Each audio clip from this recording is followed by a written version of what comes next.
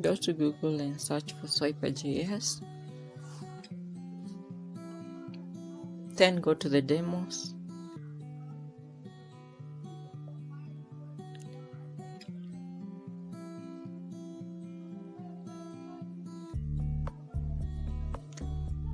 And then you need to go over to the 3D cube effect.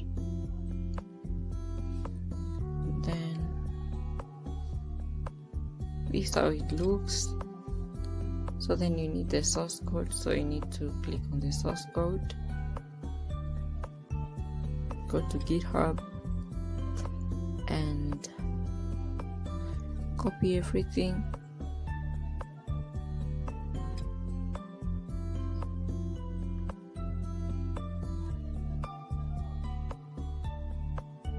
You can then paste it in your HTML page.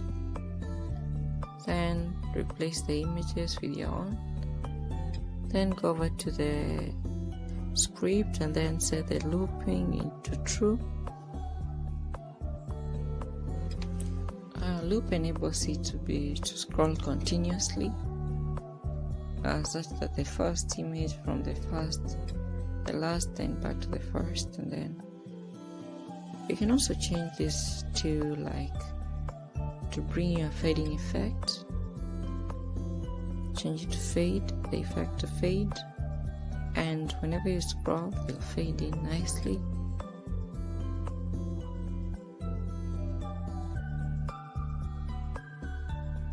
Then you can also add the overflow. There are a whole ton of effects. If you want to know each and every of them, you can go to their documentation.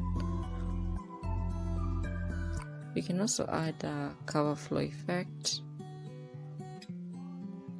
yes, which is kind of 3D, yes.